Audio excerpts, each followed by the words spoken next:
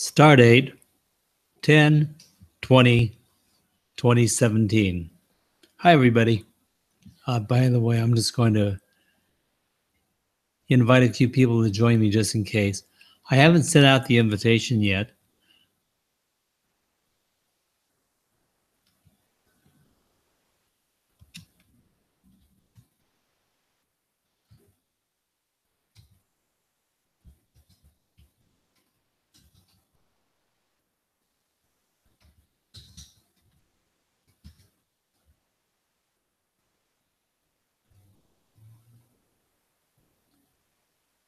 So I just sent a personal invitation to about 20 people because this is my Friday vlog for the Saturday morning marketing smarties, decompressing and expressing, or decompression and expression, or decompress and express. I'm not sure what I'm going to call it yet. It looks like that may be my son out there. I don't know. If Ty, if that's you out there, you can say so in the chat. Let me find the chat. I've got so many things open right now that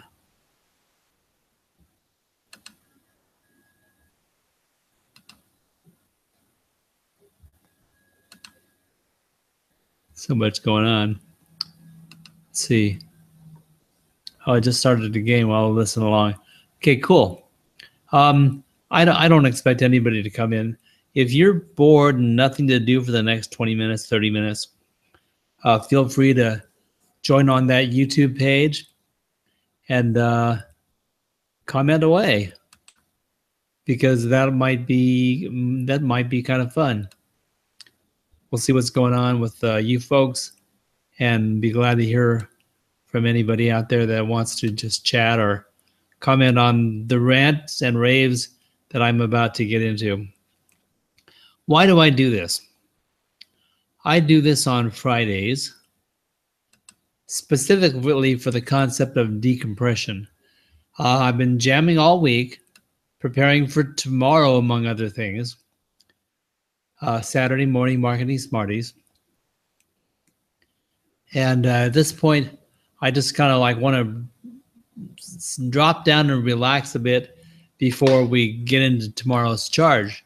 And so it's a way for me to express myself and just kind of relax a little bit. And it's an opportunity to say what's on my mind. Hi, Aaron. An opportunity for me to say what's on my mind and not worry about whether it's going to be received well or not, or if I'm being politically correct, or a number of things. So thank you for joining me. If you do, comment away on YouTube, and I'll try to get back to you, or at least comment about your comments, or at least acknowledge that you're listening, because it's not going to be like a broadcast, like a webinar. Oh boy, we're going to attack that tomorrow. Or a special presentation. This is me just expressing myself.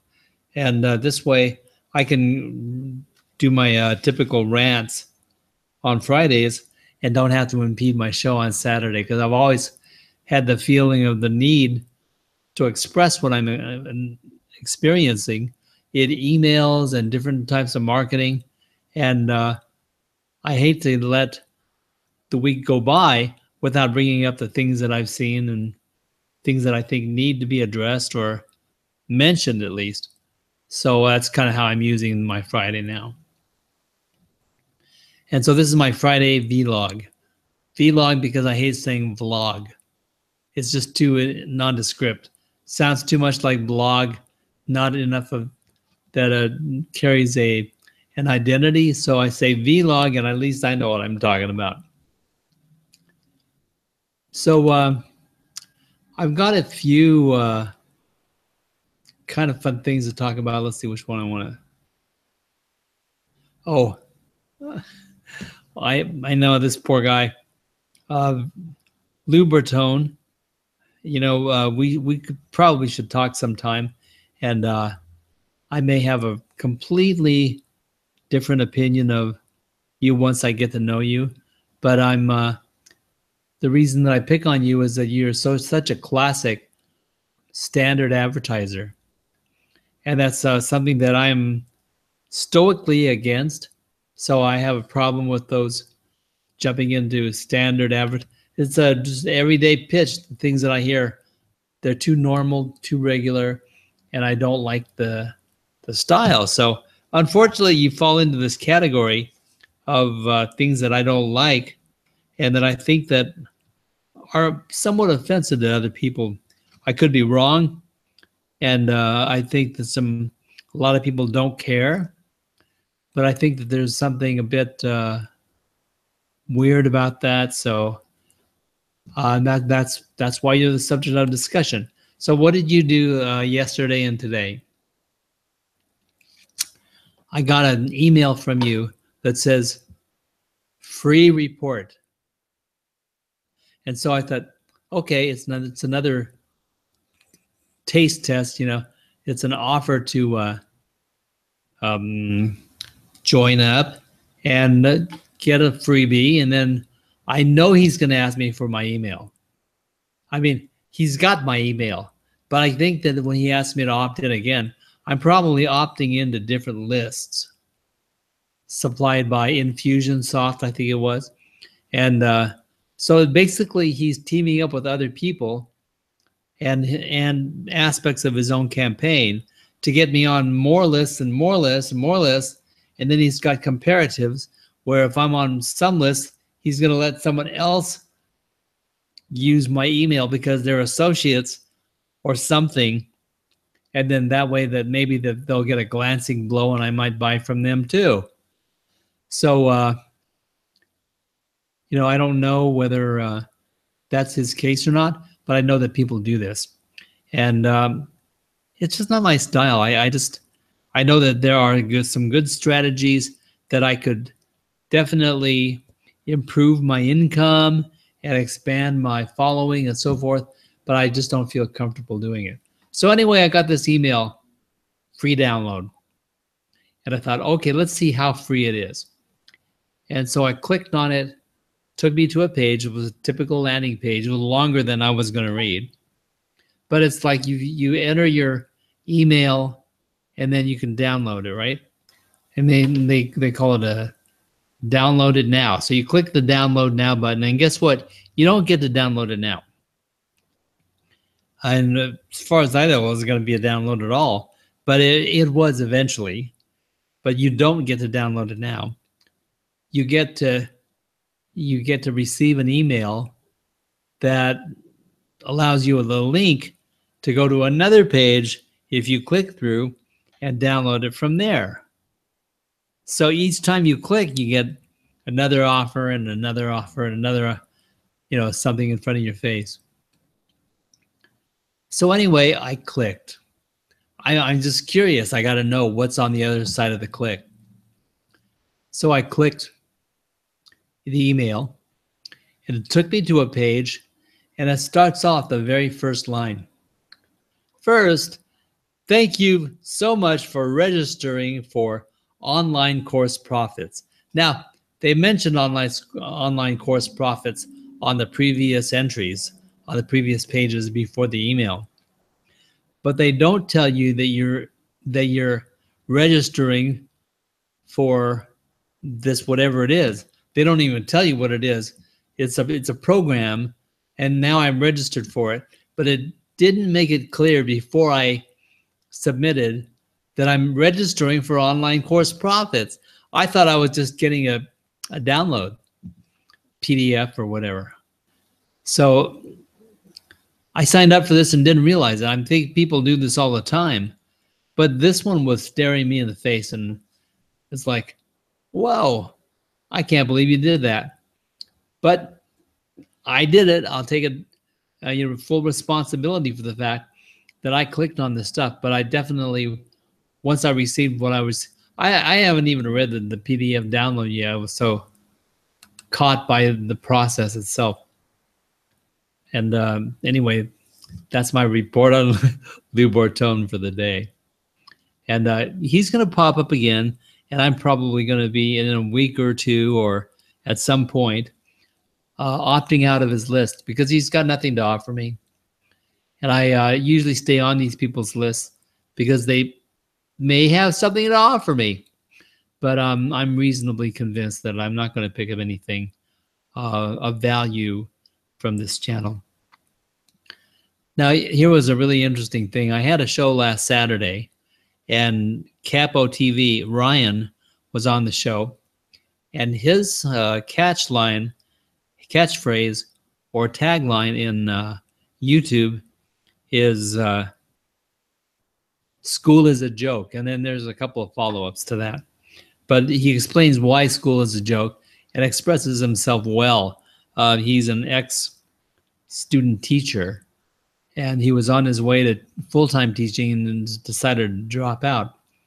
But anyway, he was talking about school as a joke, and then one of the comments in the comment stream, and I think it was from We Wake, mentioned a guy named Ken Robinson, and he put a link to a video, which I watched. And let me tell you, Ken Robinson, if you go back, I might even have to retrieve this link and send everybody to it tomorrow. Because Ken Robinson, his catchphrase for his it was a TED Talk. His catchphrase was educated out of creativity. In other words, education takes the creativity out of the student and limits their walk, so they got to walk the straight and narrow, so they lose that impulse to be creative. And first of all, Ken Robinson was brilliant, but he talked about the fact that education indeed takes away the creative ability and the instinct and the desire to be creative from young people. And I thought that was fascinating because when my kids were growing up, I always thought, well, my sole purpose relative to my kids is to help them grow up to be the best person that they can be, not to be what I wanted them to be or the shape and size and styling that I wanted, but them, the best that they wanted to be, and open them up, because that's the discovery process, right? Your kids expanding out into the world and being everything that they can be. The last thing that I want to do is keep them from being something that they can be, that they want to be. So anyway, this kind of struck home with me. And it was a really, really good 20-minute TED Talk. But he did say a couple of things that were not relative to what I'm talking about. But he asked this question. This was so funny. If a man speaks his mind in a forest and no woman hears it, is he still wrong? Oh my God, that's hilarious. If a man speaks his mind in a forest and no woman hears it, is he still wrong? He got a roar out of that. So the thing that I take away from that, I'm sorry, I'm reading the stuff at the moment too.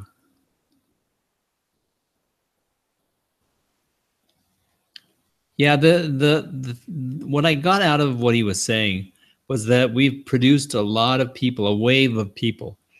The education system in general is pumping all these lookalike people, or not lookalikes, but molded to some degree. Of everyone's trained to walk, talk, and be a certain way. And so that way, creativity is not the natural thing. We are taught not to express ourselves, and we are encouraged not to be different and to stand out. And then nowadays, we get into the marketing world of today, and they say, how do we stand out? How do we stand out among the crowd? And that's an interesting concept too, because side by side with that are the people that say it's really competitive out there. It's a competitive world. You're in a business where you've got a lot of competition and blah blah blah. And to me, I don't look at competition as competition. And I know it's a strange thing, but basically, when they tell me about competition, I just say, I don't compete. I just want to stand out differently because I'm not going to be like anybody else, no matter what. So rather than compete, I just try to be what I am and to tell that story and stand out that way and not worry about competition. Hi, Roz. Oh, yeah, so now I have the full uh, chat stream, and I realize that there are a few people out there. Roz is out there. Aaron is out there. How you guys doing? And thank you for joining me. So now that I know you're there, I'll be taking a look at some of your comments. Excuse me. Yeah, the concept of value is so weird because obviously it's always they have all kinds of statements throughout the presentation valued at $197, something that someone's decided to give you for free. And indeed, if you don't know this stuff and they open up a door in your mind and you go and make a successful campaign of your own, indeed it was worth $197. But before you discover that, the chances of you buying it to achieve that end are pretty slim because it's not obvious to you that you're going to have this revelation. And they don't give the revelation for free, except for the fact they tried to sell it and tried to sell it. They tried to sell it. They stuck it on the shelf. And a year or two later, they use it as influence in someone else's process to team up with them to give away, to use as a bonus in their giveaway, and then build some kind of a relationship. Now it's of some kind of value. But it's very true. So there was that.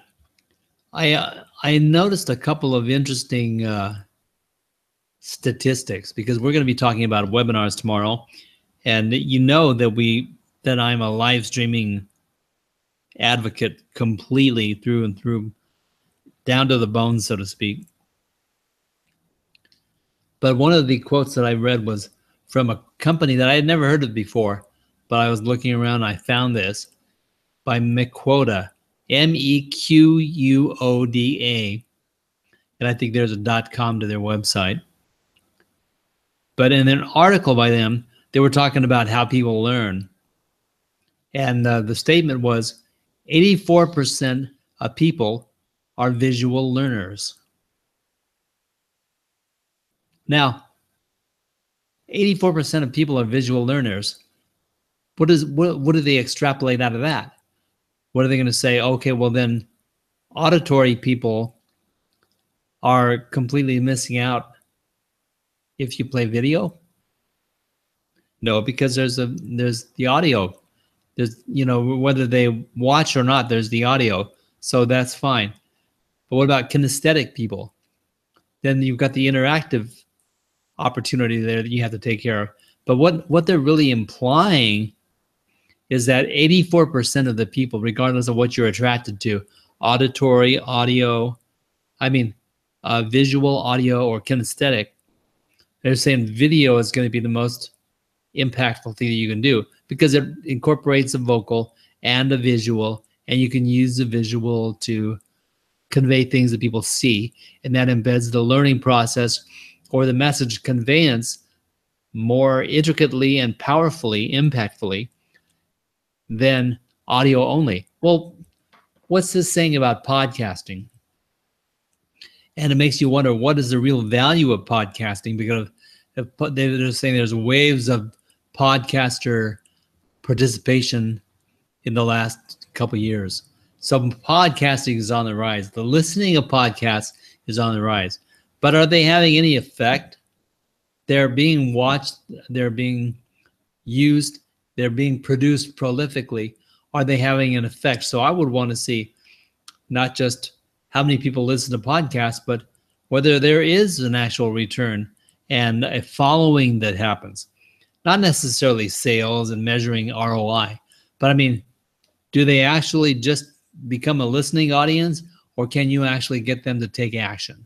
So the big deal is whatever we're producing, whatever content we're generating out there, the idea is to influence people. So you have to catch their interest and get them involved in what you're talking about, and then inspire them to take action. Isn't that the whole sequence? That's it for me. That's main of it. And then the action depends upon what you want them to do. Sometimes it's buy something. Sometimes it's just follow us and talk it up. Sometimes just, hey, join and be a part of this movement. Or, tell your friends and let's watch the show together next week. So the call to action, or the inspiration to come back again and do whatever, is what we're actually getting at. So that was interesting. But 84% of people are visual learners. How'd they get that? I didn't ask. But anyway, I'm glad that's the case, and that's why I've been launching videos every Saturday for the past 3 years. Now, one last one. Mike Koenigs, who I adore. This guy is really, really a great marketer. Leans heavily on video, and he does video webinars probably better than most. He was one of the best I've seen. And he's naturally a very inspiring person. I wouldn't try to replace him in front of the camera ever. But he starts talking, and he keeps on talking, and he's one thing after the other and just laminating all these things together. And it's like, I've got so much to tell you that you benefit from that I don't have enough time to do it. So I'm going to talk about 1.5 times the speed of the average person and deliver all this stuff. And please take notes because you're going to miss a lot. And to his benefit, Mike Koenigs delivers a whole lot in an hour. The guy is really sharp, and he delivers a lot of experience, a lot of interesting stuff, good stuff. But the thing is, you still have to execute. You still have to learn something, do something, and do it right. And in his case, if you've got money to work with, you can go on a ride with him that is really, really good. And the odds of it being successful are pretty good. But it costs $2,000. So maybe sometime, maybe we will. But the first day I signed up for this webinar that he was giving, I was late. I couldn't do it. I had a doctor's appointment, and I was going to watch the replay. So lo and behold, I went back, and no replay. It said, oh, sorry, you're late. So it's implying you're too late. You miss out. So the next day, I got an email from Mike saying, oh, here's some great news. Now you can come back and watch the encore presentation and pick up so that you can pick up the gold. I'm thinking, okay, I really wanted to watch the first time. I was sad I didn't. So I got this emotion like, oh, gee, I missed out. But here I have relief, right? Oh, great news. There's an encore.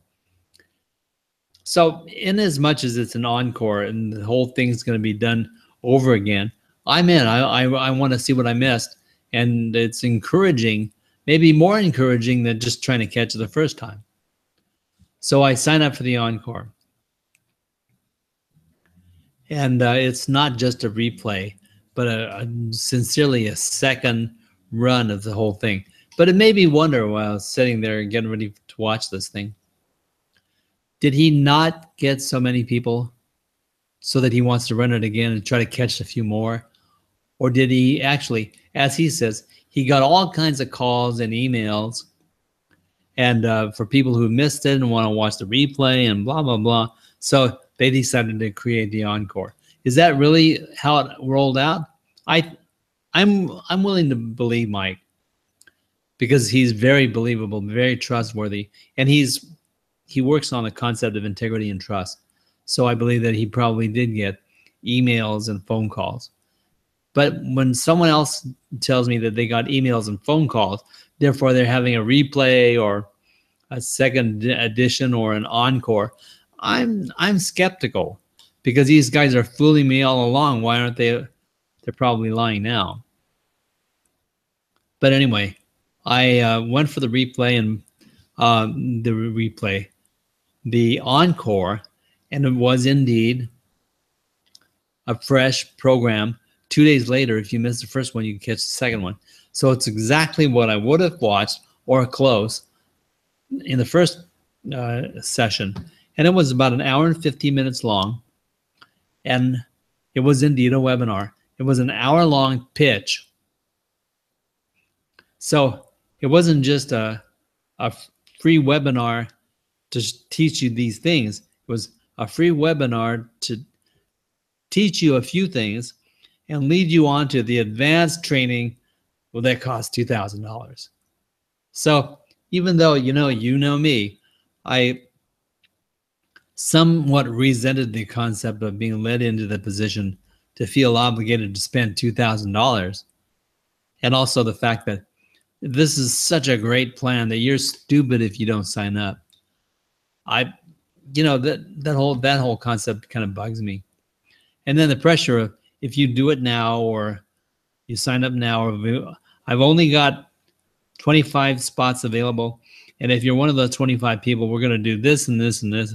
And it sounded like, oh my God, this is great stuff.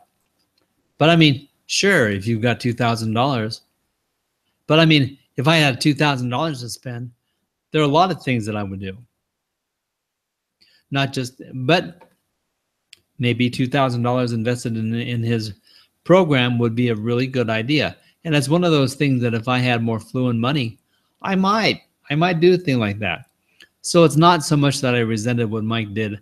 I thought his presentation made a lot of sense.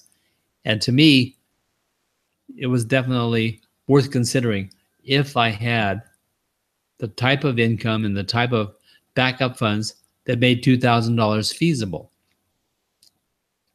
But I don't. And I've got other things that I'm concentrating on that I cannot pursue. What this right turn into his system would even require. Because you don't just invest in these systems. You divert everything, all your energy into this new thing and get that done. That would make it work. But I mean, it involves writing a book and producing the book, selling it, becoming a bestseller on Amazon, and doing a lot of stuff that I'm going, yeah, I'd like that too. I want to do all those things. But right now, where I'm at the DIY stage, as many people are, and I'll have to conquer those things myself. And I've got a pretty good idea for the most part, but I'm just on the verge of, do I start now and push it through, or do I wait for a bit and focus on what I'm focusing on and leave that on the shelf for another week? And for the now, it's on the shelf for another week. But it was pretty good. But inevitably, it was an hour and 15-minute pitch. And so back to the same thing, right? So anyway, email marketers have got me again. And also I'll be going into this program tomorrow talking about webinars. Now we've got Webinar Jam, Webinar Geo, Zoom, BeLive TV, GoToMeeting, and a couple of other new ones and stuff.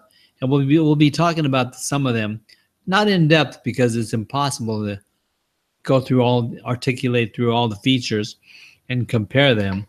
I will just make them basically a generic assessment of the different services, some of the highlights, the prices, how much they are, and what they're actually, to be effective, how much they are, and cover those things.